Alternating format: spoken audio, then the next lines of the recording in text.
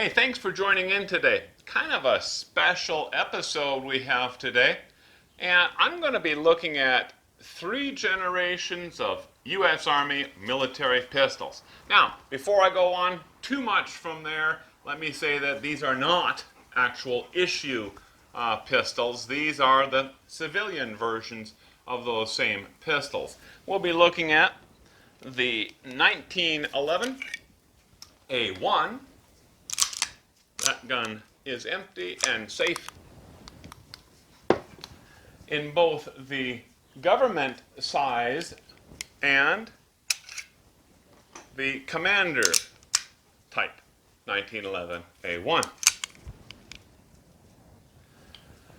Then we're going to be looking at the Beretta. This is the 92 FS, but it is the civilian equivalent, essentially, to the M9.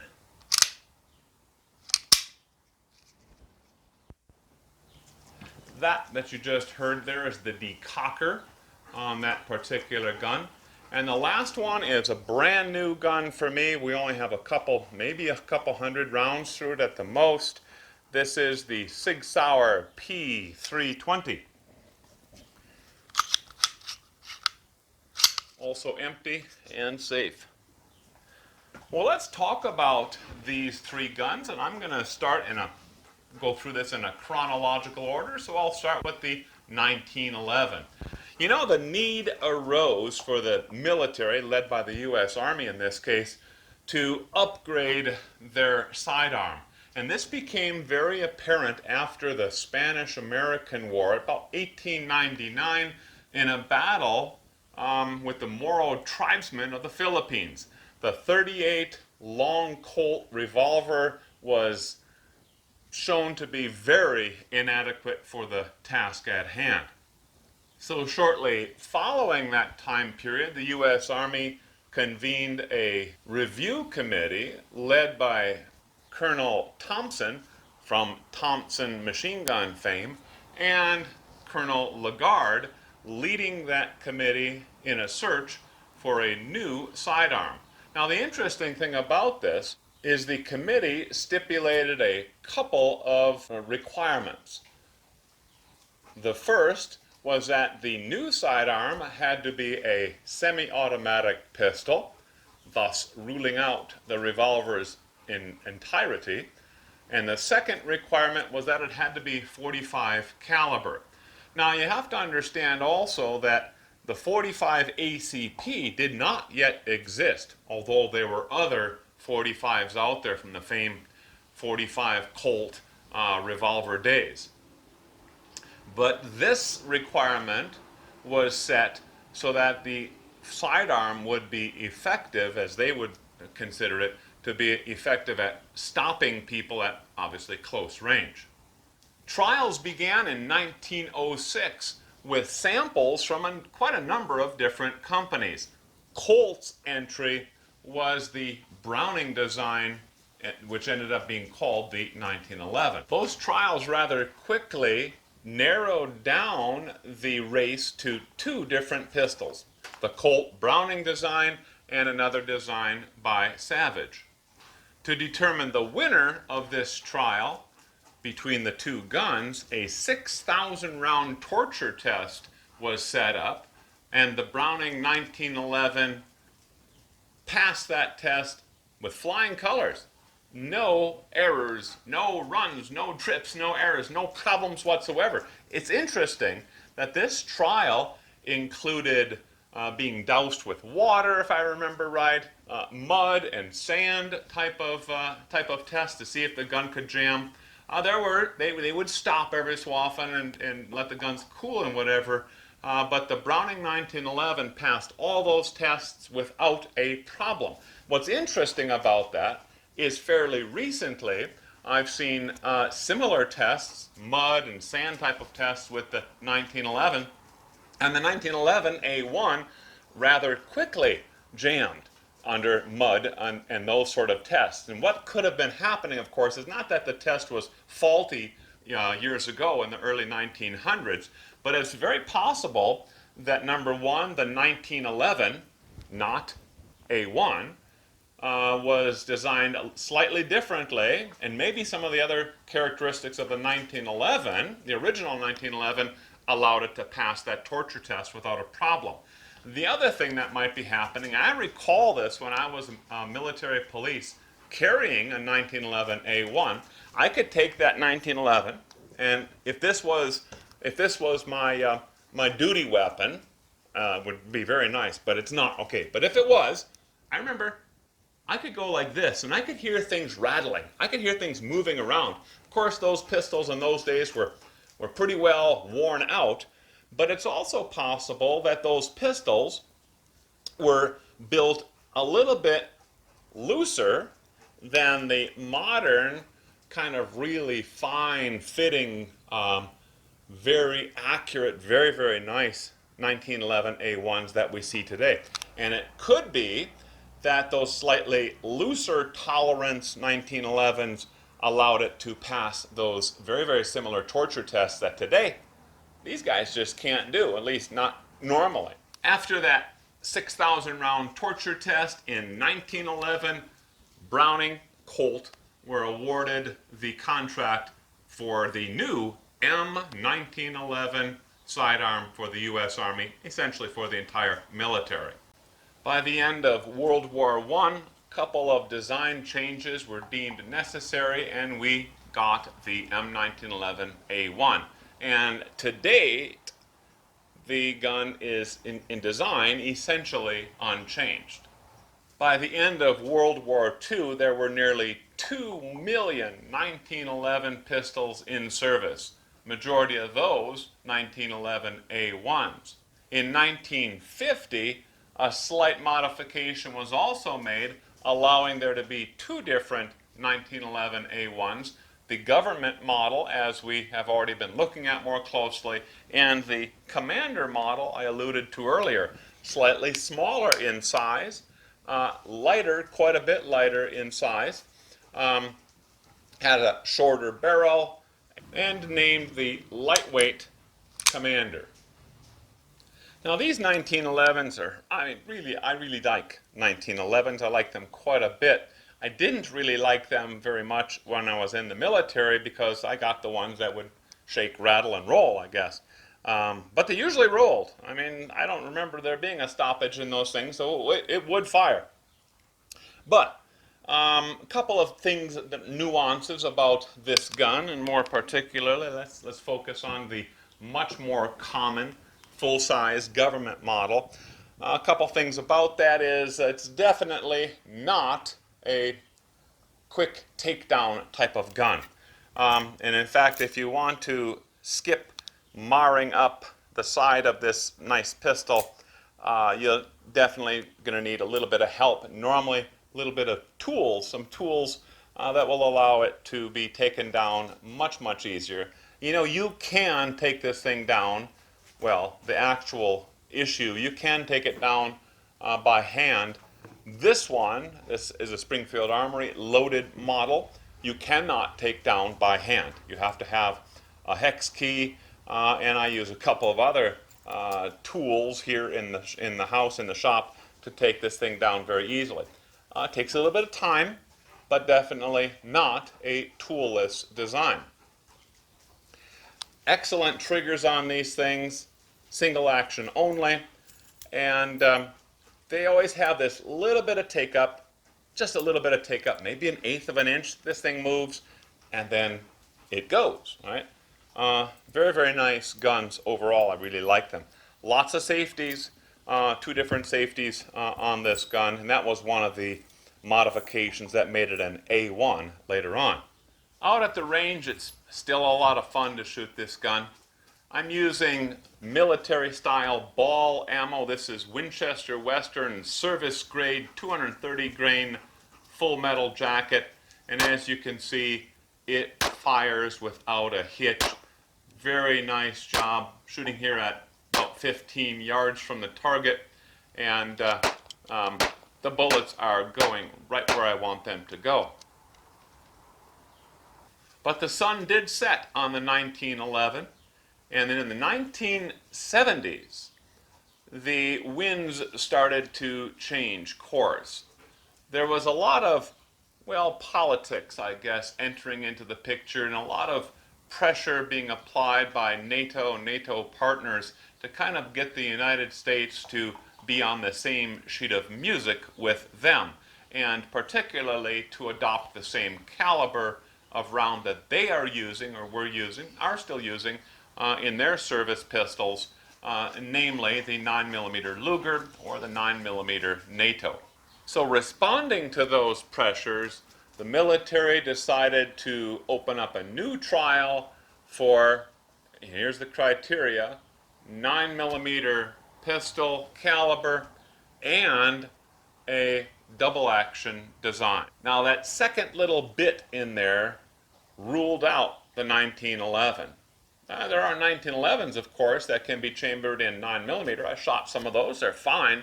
But the fact that they were requiring a 9mm double action pistol, single action, double action pistol, took the 1911 out of the picture. Finally, in 1983, the Army made a formal request for test samples, FRTS, for this new replacement firearm. And they received samples from 8 manufacturers. Shortly, once again, the field was shortened to 2. The Sig Sauer, remember that name, it's coming up again, and Beretta. Now, one of the political stipulations of this, even if it wasn't written, was that the manufacturer that is awarded this contract had to be building those pistols in the USA. So both of those companies had to have a Beretta USA and a Sig Sauer USA if they were going to be serious competitors. Ultimately, the Beretta was chosen for maybe no much other reason than it came in less expensive than the Sig Sauer. And this is the Beretta 92 FS. This is the same pistol that I qualified expert with in the military. I could never do that with the 1911s I was issued. And this, of course, is the civilian version of this same gun. In fact, this one happens to be made in Italy. There's some things that are different about this pistol. One noticeable difference is the very large cutaway off of the slide, lightening up the gun a bit, definitely, but exposing the barrel quite a bit more. When this gun was chosen, 1980s, in the 1980s, latter part of the 1980s even, the conflict or the war that everyone was worried about was with the Soviet Union. That was the big concern when I was in, and so those terrain conditions would not have posed a problem for this exposed barrel. But what ended up happening, of course, is that this sidearm was taken into the deserts of the Middle East, and it started to have some problems. Well, let's not jump ahead of things too much. One of the early problems that was reported with the M9 is that when a person was firing this gun, there had been a number of fractures in the receiver and or the slide that allowed the slide to fly all the way back. In fact, report is that one of the soldiers firing this ended up getting struck in the face by this slide as it flew off of the gun, requiring some stitches. It wasn't hurt, I guess, too bad, but that would certainly take you by surprise and probably make you not trust this sidearm too much. It didn't happen much, though. Very, very rarely. I think they said about 11 instances of it over all the thousands of pistols that had been delivered. One of the problems that was the cause of this, apparently, is that, remember, to receive this contract, Beretta had to build these pistols in the United States. Well, when they received the contract, Beretta USA had to ramp up, and they weren't really ready to deliver that many pistols in the time required. So they were building the receiver, well, the frame, let's say, here in the United States. But to make the deadline for these deliveries, they were making the slide in Italy, bringing the parts across, fitting them, putting them together essentially, and that was supposed to be what the problem was all about. I don't know if that is 100% what was happening or not, but by about 1988, the latter part of the 1980s, the problem was considered solved, and they really didn't see it after that. Now fast forward to Iraq and Afghanistan and the land of sand, and this is where some problems started to creep up again. The M9 was considered very sensitive to sand. One of the problems had to do with the magazine. That the magazine would get a little grit coating of sand and then have a devilish time being inserted into the pistol or being extracted from the pistol or just causing the pistol to jam once you got everything seated. That problem may not have ever happened if the good mags were used at all times. However, to meet demands, the military went to another contractor, might have cut some corners, and the problems were apparently traced back to all of those problematic magazines, and once those were taken out of the picture, the M9 was back in action once again. Out at the range, the M9 has a nice single action trigger. I really like it. This tends to be a very accurate pistol. In fact, this pistol normally has beaten my CZ75 and FNX very easily. Normally does it very, very easily in both precision and accuracy types of tests. In double action mode, though, it is pretty much terrible. I mean, the trigger is so long and heavy that it seems like in some cases it'll never go off if you're trying to make a precise shot. However, if all you need to do is fire a round, you can slap that trigger in double action very, very quickly, and the round will fire and probably not going to be very accurate, but then you're in single action after that, and again, kind of back in business.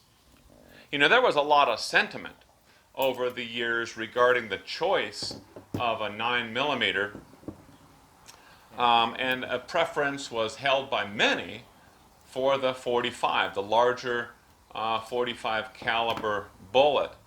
So that concern was not so much about nostalgia as it was about the actual effectiveness of the 9mm as a combat sidearm. Now, the military went so far as to define combat effectiveness for a sidearm, and it is defined as accuracy, firepower, the volume of fire, or really the size of the magazine, the number of rounds in a magazine, its lethality, and its performance against body armor. So for a pistol to be deemed effective, or a pistol caliber to be deemed effective, it has to be accurate, have a fairly large mag capacity, be deadly, and be able to defeat body armor, at least to some extent. I don't know what level of body armor they're really looking at, because there's really no pistol caliber that's going to penetrate level 4 body armor. But that's the definition used by the military for effectiveness of a pistol, combat pistol. As a result of all these concerns, the Air Force took the lead in looking into a new sidearm for the military. And they were fairly quickly joined by the rest of the branches, including the U.S. Army. The test was dubbed the Xm17 Program, and it specifically sought to replace the M9, which it considered obsolete and not as reliable and effective as the much more modern firearm. So the military wanted to modernize and kind of catch up with the rest of the world. Interestingly, the Xm17 program did not stipulate caliber requirements. In fact, it was an open caliber competition.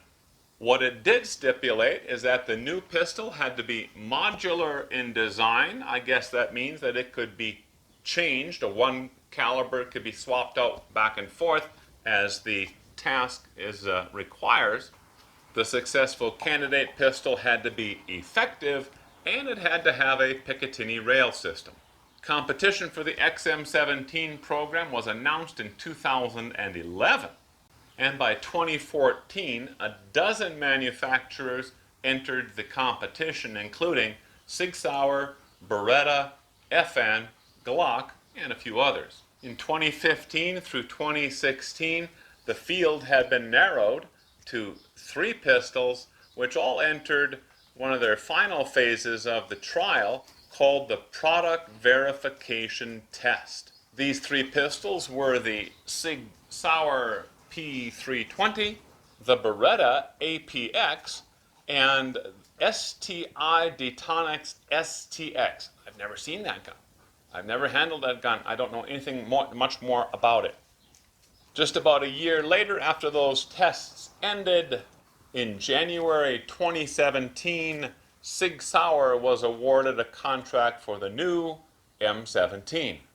And at around the same time, a contract for a very similar M18, a lightweight compact version, was issued as well, also to Sig Sauer. Now the M17 differs from these previous pistols in that it's a striker-fired pistol. Well, that's not brand new to the world of military firearms, but it is very, very new for the U.S. Army to have a striker-fired weapon. And if you've checked out Sig Sauer's website about this gun, it is definitely modular. You can take this thing down, change the fire control unit, change the grips, change the slide and have ports put into it, or the capability to put on a red dot sight like Sig Sauer's Romeo, change the caliber even from the default 9mm to a 45 ACP, 40 S&W, or the 357 SIG. But unfortunately, like all the other military pistols we've talked about, the M17 was not without its early problems.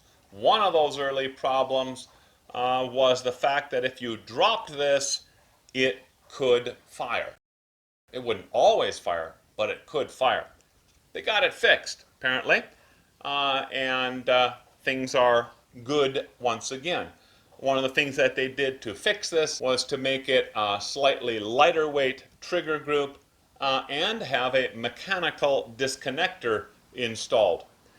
Now, one of the differences between the military 320 M17 and this civilian version is the fact that the M17 has a manual safety. This one does not. I'm always leery about that. I like the manual safety, but after handling this and firing this a fair amount, you do get used to it. So, of course, safety is always a consideration.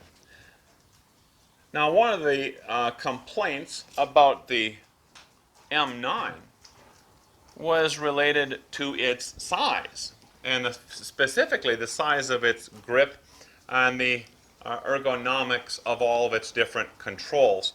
It does have a kind of a beefy sized grip, and in fact, one of the rules that I've always heard about a pistol is a pistol that fits you well. The knuckles that you're looking at right here will align pretty much with the center of the forward part of the grip.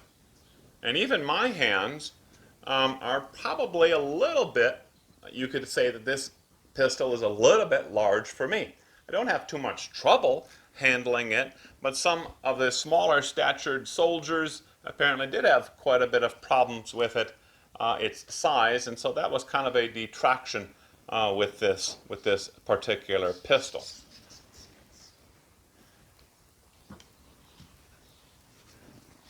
The M17 P320, kind of similar, I suppose. Feels nice in the hand, though.